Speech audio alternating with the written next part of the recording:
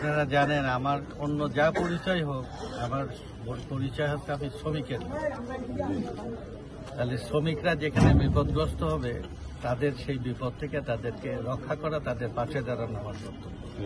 কালকে আমি আসছিলাম অনির্ধারিত, কালকে আলোচনাটা কিছুটা অসম্পূর্ণ ছিল। আজকে বিআরটিসি শ্রমিক কর্মচারী ইউনিয়নের সেক্রেটারি, ভারপ্রাপ্ত চেয়ারম্যান আর এই তেজগাঁ ইউনিট সহ সারা বাংলাদেশের এই বিআরটিসি পরিবার এরা খোঁজ রাখছে। আজকের একটা সলিউশন হয়েছে। চেয়ারম্যান ছিলেন বিআরটি এর চেয়ারম্যান, বিআরটিসির চেয়ারম্যান, তারপরে যানবাহন কর্তৃপক্ষ সমন্বয় পরিষদের ডাইরেক্টর জেনারেল ছিলেন, আরও সরকারি কর্মকর্তারা ছিলেন। তাদের সবাইকে বিদায় করে বললাম যে শ্রমিকদের সমস্যা আমি ডিল করি। সবাই ঐক্যমত হলেন। এখন কতগুলো উদ্ভূত পরিস্থিতিতে এখানে 2 তারিখে ওই ম্যানেজার রিলিজ হয়ে যাবে। আর এর সাথে অ্যাডিশন রিলিজ হলেই তো হবে না, আরো কিছু সমস্যা হয়ে গেছে। সমস্যা হয়ে গেছে, সাসপেন্ড করছে 22 জন, 15 আর 7 6 জন সাময়িক বরখাস্ত আর 15 জন বদলি, 21 জন।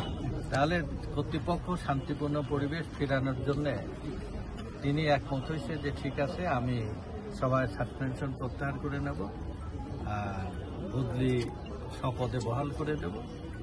আর অন্য কোনো এই সময়ের জন্য বদলি শপথে মানে এখানে আমাদের লোক যারা শ্রমিকরা তাদেরকে, আর যাকে বদলি করা হয়েছে 2 তারিখটা রিলিজ হয়ে যাবার কথা সরকারি আদেশ আছে।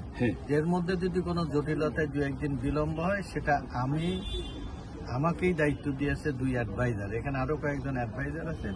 আমার বিশ্বাস যে আমি বললে তারা দ্বিমত করবে। এখন তার প্রেক্ষিতে তারা আমাকে যে দায়িত্ব দিয়েছে সেই দায়িত্ব বাস্তবায়নের জন্য আমি 10 সদস্যকে আমরা পাঠাচ্ছি হচ্ছে বিআরটিসি চেয়ারম্যানের কাছে। তার সাথে ফোনে কথা হয়েছে, ইনশাল্লাহ সবকিছুকে আমরা ঐক্যমত পোষণ করেছি। আজকে থেকে এই 3 দিন এদের কষ্টের পরিশ্রমের একটা সুফল ফলাফল হলো।